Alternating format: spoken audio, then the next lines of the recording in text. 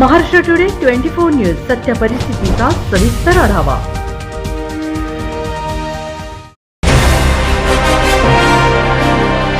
सरकारी जमीन पर कब्जे को लेकर फिर अनशन का इशारा।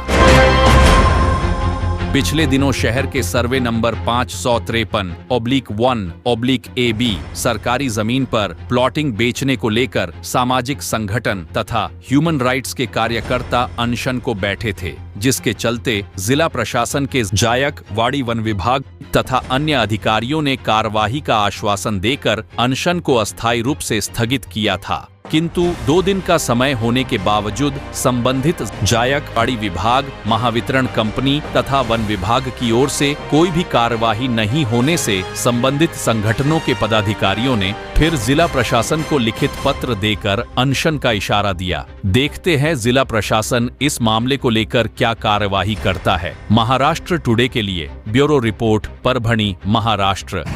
सर्वे नंबर 553/1/A व B सुभेदार कॉलनी, परभणी या संदर्भात आम्ही उपोषण केलेलं होतं। आम्ही तात्पुरतं उपोषण तूर्त स्थगित केलं होतं 17 तारखेला आणि अजून परत आम्ही येणाऱ्या सोमवारी उपोषणाला बसणार आहोत। कारण काय की आम्हाला फक्त तोंडी आश्वासन दिले जाते की तार कुंपण करण्यासाठी व बोर्ड लावण्यासाठी जमिनीला संपादित करण्यासाठी आमच्याकडे निधी उपलब्ध नाही तर त्यांनी निधी उपलब्ध करून घ्यायला पाहिजे आणि तिथं ती जमीन संपादित करायला पाहिजे संबंधित विभागानं। परंतु अजून तशी काही कारवाई झालेली नाही। तर आमची मागणी आहे की संबंधित विभागाचे उपअभियंता जायकवाडी पाटबंधारे विभाग 2 परभणी यांची हकालपट्टी करा। महाराष्ट्र विद्युत वितरण लिमिटेड कंपनी यांचे उपअभियंता यांची हकालपट्टी करा। जोपर्यंत कारवाई होत नाही तोपर्यंत आम्ही आमचं असंच हे आंदोलन चालू ठेवणार आहेत।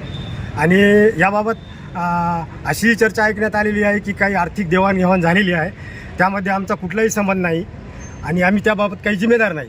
त्याच्यामध्ये विवादित जो मुद्दा आहे शासकीय जमीन आणि जे मूळ मालकांनी जे प्लॉटिंग काढली, हा भाग वेगळा आहे का त्याच्याऐवजी संपादित केल्यावर वाद आहे?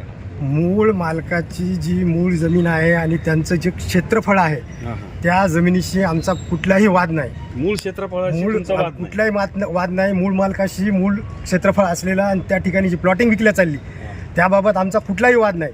पण जी जायकवाडीची जमीन, महाराष्ट्र विद्युत वितरण कंपनीची जमीन, नगरपालिकेची जमीन जी आहे, अंदाजे ती जमीन किती आहे जी विवादित क्षेत्रफळ त्यांनी म्हणजे त्याच्यावर ताबा केलेला आहे? ते आम्ही व्यवस्थित सगळं काही निवेदनामध्ये दिलेलं आहे। म्हणजे त्याचं व्हॅल्युएशन तरी सांगता येते का? ती केवढ म्हणजे त्याची किंमत किती असेल एक अंदाजे? याबाबत शासनानं उचित ती कारवाई करायला पाहिजे।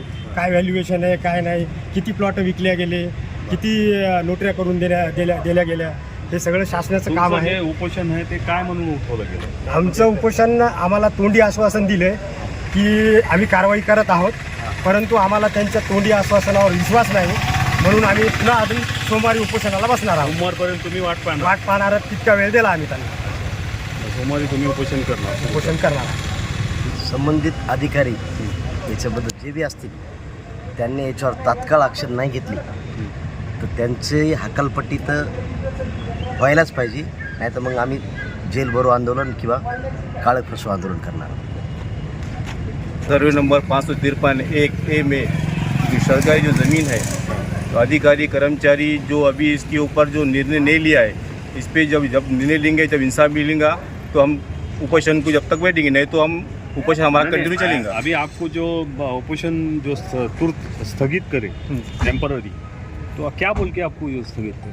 क्योंकि अधिकारी ने ऐसा बताया थे हमारे को कि भाई इतने दिनों में हम तुम्हारे को लेटर देंगे और कार्रवाई करेंगे। अभी तक इस पर कुछ कार्रवाई नहीं की गई, इसलिए हमने उपोषण थोड़ा रुका दिया।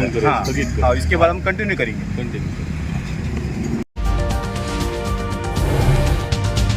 आजच महाराष्ट्र टुडे 24 न्यूजला सबस्क्राईब करा आणि सत्य परिस्थितीचा सविस्तर आढावा पहा।